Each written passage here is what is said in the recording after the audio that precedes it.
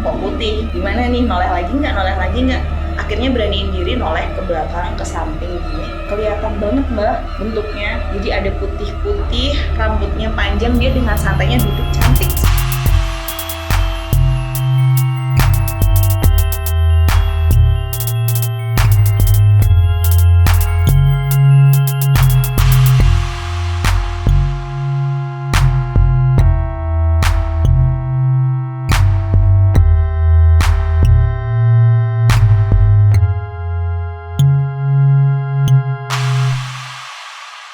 Wah, untuk ceritanya tadi tuh sangat ngeri banget loh. Untuk cerita dan perjalanan tadi.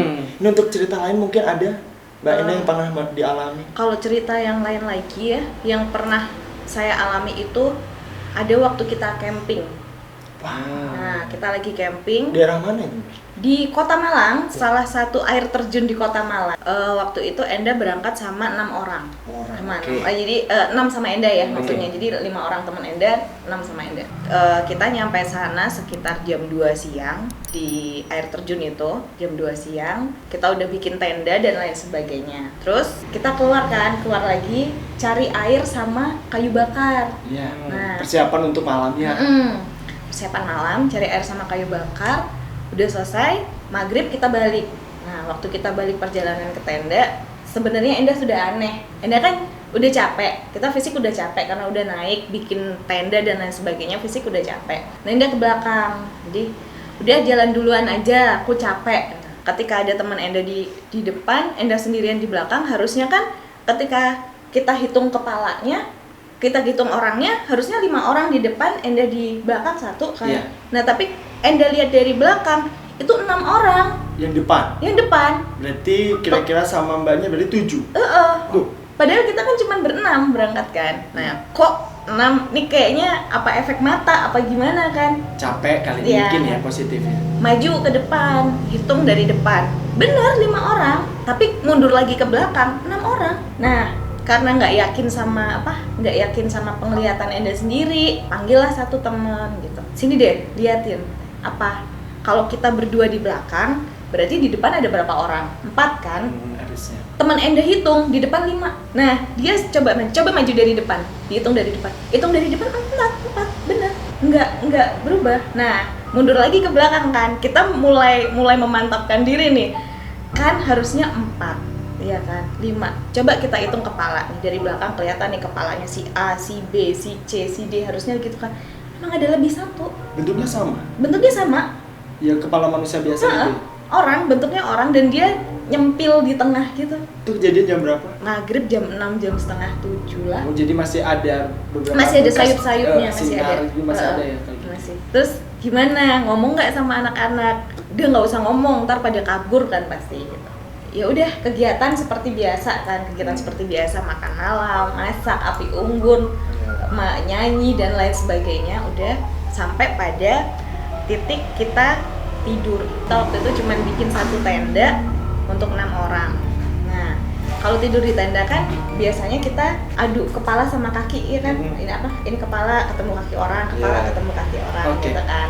Ada temen Enda 2 orang di ujung tenda, karena tenda kan pintu cuma 1, tempat keluar masuknya kan cuma 1. Tiba-tiba di atas orang kedua, 1 dan 2 itu ada pocong Di dalam tenda? Di dalam tenda, dan itu bener-bener di atasnya orang mereka berdua. Posisinya kayak gimana? Posisinya kalau kayak orang sholat tuh kayak rukuk gitu loh, di depan, di atasnya orang gitu. Padahal kan emang tenda kan pasti padet ya, kepala kaki kan padet. Soalnya kan bikin tendanya tadi itu pun yang 6 orang kan. Iya, 6 orang. Dan jadi space-nya kan jadi pas mepet banget ya. Dan kita berenam semuanya lihat. Aduh, wow. Jadi nggak hanya 1? Enggak. Jadi kita semua lihat, dan awalnya kita nggak, 4 orang di samping itu nggak yang merhatiin, karena kan kami masih ngobrol, masih seru. Cuman 2 orang yang di ujung itu udah yang nggak bisa ngomong. Mereka teriak minta tolong nggak bisa, jadi kayak orang gagu gitu. Jadi dia nggak bisa ngomong apa-apa. Terus setelah itu terjadi berapa lama? Setelah Eye itu contact seperti itu?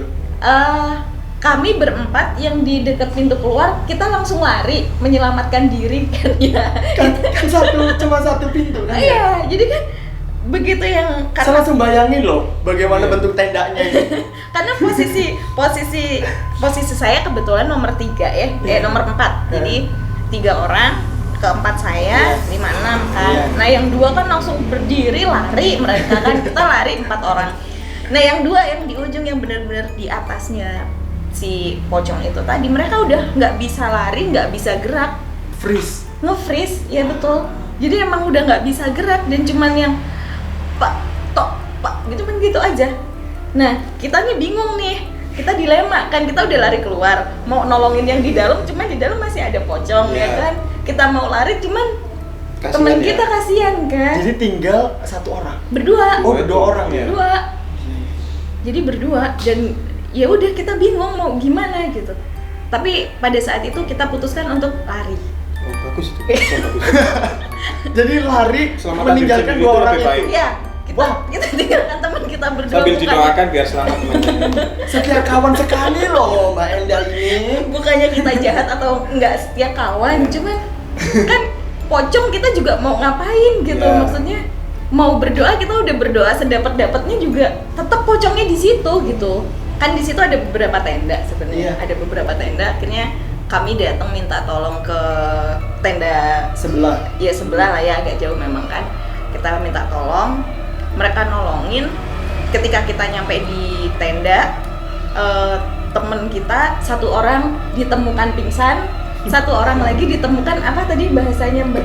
Ketenggengan. Jadi dia udah pandangan kosong dan udah yang kita tepuk, kita ini tuh udah yang nggak respon, kaget gitu. Tapi sosoknya udah nggak ada. Sosoknya udah nggak ada. Kita juga nggak tahu sosoknya hilangnya seperti apa, gimana sampai dengan detik ini 2 orang teman kita udah nggak bisa kita tanyain juga gitu. Jadi benar-benar yang Mereka nggak mau cerita. Mereka juga bukan nggak mau cerita ya, tapi mereka yang satu pingsan, yang satu ya itu tadi Mbak. Kira-kira jam berapa Mbak itu kejadian? Maksudnya sosok itu keluar itu? Kita itu kayaknya 1:30 malam deh. Udah tengah malam. Sudah tengah malam, karena kan kita pergi cari kayu sama air aja kan udah 6:30 malam, jam 6:30 kan. Terus biasalah anak-anak camping kan nyanyi, main kartu, makan, biasanya kan kayak gitu. Baru kali ini loh Mbak saya dengerin ceritanya tuh sedekat itu. Iya. Dan di dalam tenda lagi ya. Iya makanya gitu loh. Gak bagaimana saya nggak bisa bayangin bagaimana ribuan waktu itu ya. Tendanya mau patnapit dulu loh kayaknya Mbak. Aduh. Ini ya lucu tapi yang ngeri tapi yang gimana ya? Aduh. Kita bingung, kita dilema kan, dilemanya adalah itu kita mau tolongin, kita nggak bisa nolonginnya gimana, masa kita masuk lagi nyerahin diri ke Om Poci kan juga ngeri juga ya, kan. Juga, ya. Akhirnya kita putuskan untuk cari bantuan, kita tinggal teman kita di situ. Cuman setelah itu semalaman sampai pagi tenda kita tuh bau sampah. Gak enak bau busuk ya. Bau busuk sampai pagi, sampai kita akhirnya pulang. Kayak bekasnya dia tadi tuh kayaknya. Padahal sebelumnya nggak ada bau apa-apa dan memang nggak ada sampah. Sekarang udah masih ketemu sama teman-temannya itu tadi yang 2? Ya cuman kontak aja sih by medsos. Ya kan syukurlah masih hidup lah ya. makanya saya tanya itu sekarang masih ketemu nggak sama temannya yang 2? Ya tahu-tahu ada di mana gitu sekarang dia atau dirawat di mana? Kan ngeri soalnya. Enggak sih, so far hidupnya kita normal, cuman ketika kita harus balik lagi ke kejadian itu, dia ditanya gitu. Karena kan posisinya memang benar-benar mereka berdua gitu yang tatap muka di atas gitu kan. Itu sorry ya, itu teman yang ditakutin benar-benar itu tadi cewek cowok? Cowok. Dua-duanya cowok? Dua-duanya cowok.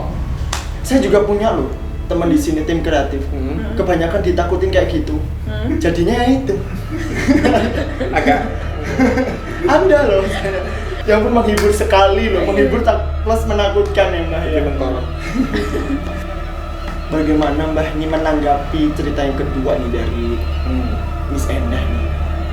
Ceritanya menarik sekali Mas ya. Kan selama ini juga kita belum dapat cerita pocong baru ini ya. Iya.